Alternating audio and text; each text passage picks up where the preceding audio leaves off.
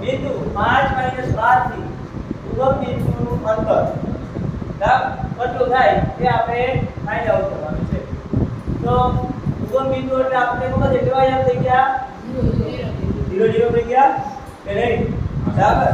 તો આ x1 y1 x2 y2 હવે તો ડાયરેક્ટ તમને ખબર પડી જાય કે ભાઈ x2 એટલે 0 - 5 નો વર્ગ ને 0 - -12 નો વર્ગ થાય. શા માટે -12 બરાબર ને -2 એટલે -3 થઈ જાય. તો 0 - 5 એટલે -5 નો વર્ગ ને ઓછે ઓછે વત્તા એટલે 12 નો વર્ગ. તો 5 નો વર્ગ 25 12 નો વર્ગ 144.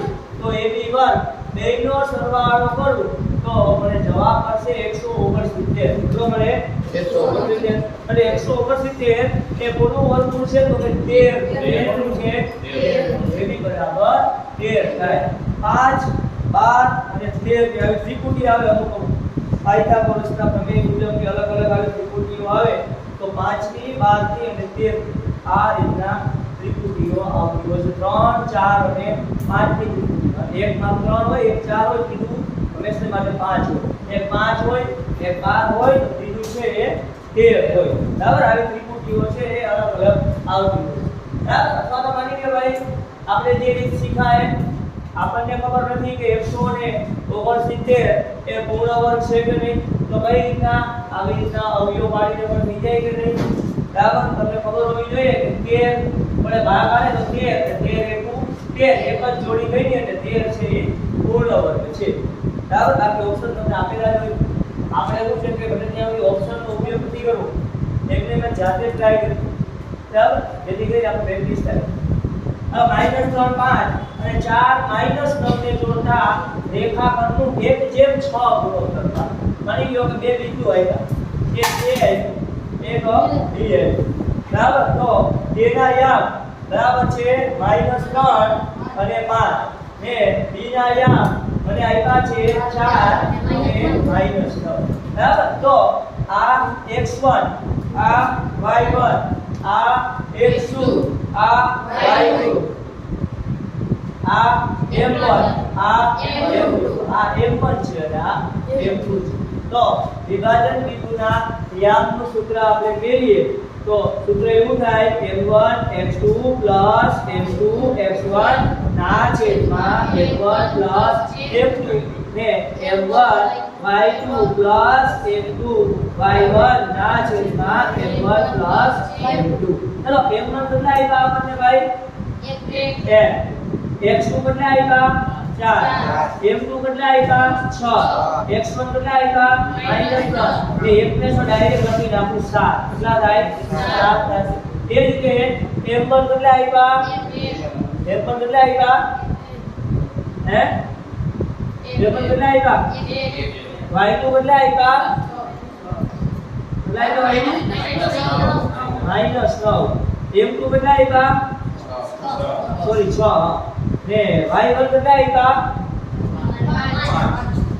ને f1 f2 કેટલા જવાબ આવે 7. હાલો 4 એકુ 6 તેરી 18 ના છેદમાં 7 1 નો -9 એ ગુણાકાર -9 અને 6 પંચા 20 ના છેદમાં 7. તો આના છેદ કરીએ તો 4 માંથી 18 ગયા તો -14 ને 2 વડે ભાગો તો -2 30 માંથી 9 ગયા તો 21 21 ને 7 વડે ભાગો તો જવાબ આવ્યો 3. જવાબ આવ્યો -2 અને 3 કયો હોય -2 3.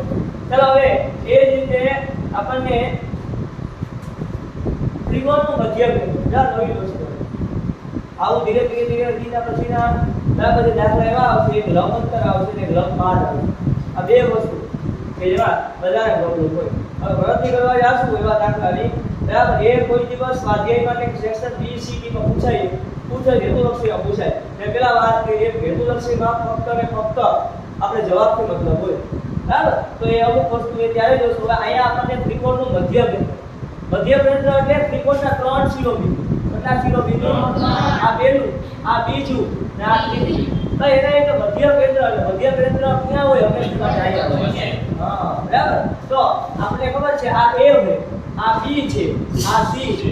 માની લો એના અહીંયા આપણે 3 અને 2 આવ્યા B ના અહીંયા આપણને 7 અને 5 આવ્યા એટલે C ના અહીંયા આપણને 2 અને 2 આવ્યા તો આનું મધ્ય કેન્દ્ર તો આપણે ખબર છે આને x1 કહેવાય આને y1 આને x2 y2 આને x3 y3 તો મધ્ય કેન્દ્રનું સૂત્ર ખાસ યાદ રાખજો ત્રણેયનો સરવાળો x1 x2 x3 ના છેદમાં 3 તો જવાબ આવશે 3 ને y1 y2 y3 ના છેદમાં 3 હવે x1 બદલાય 3 x2 7 x3 2 ના છેદમાં 3 ને y1 હે y1 બદલાય 2 y2 5 ને y3 ના છેદમાં 3 ને 7 10 ને 2 12 ને 3 વડે ભાગો તો 4 5 ને 4 9 9 ને 3 વડે ભાગો તો 3 તો મધ્ય કેન્દ્ર અહીંયા ક્યાં હોય 4 3 આ એક નવું સૂત્ર છે પાછળ રાખજો ત્રિકોણનું મધ્ય કેન્દ્ર એટલે ત્રણેય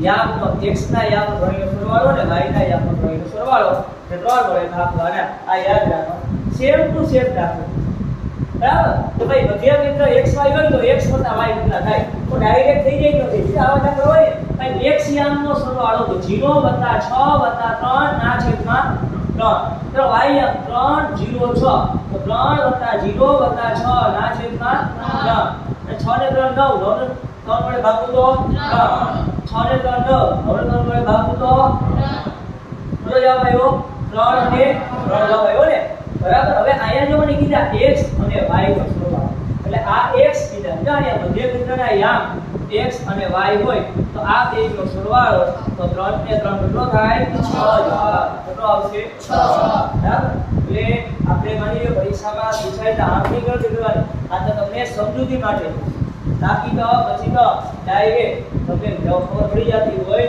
તો ડાયરેક્ટ ચલો ત્યારબાદ છે જો f એ ab નું મધ્ય બિંદુ હોય તો f એ ab નું ખાલી જગ્યા કોણમાં વિભાજન કરે ભાઈ આ જેવો દાખલો છે ખાલી મગજ મારવાનો છે આપણે સમજીએ ભાઈ કે a યામ આપ્યો ને હવે f છે ને એ શું છે મધ્ય બિંદુ છે અને આ મધ્ય બિંદુ બરાબર આ ઈ f છે તો આ કેટલા ભાઈ કોણમાં વિભાજન કરતું હશે ઓપ્શન આપ્યા 1 2 2 1 2 3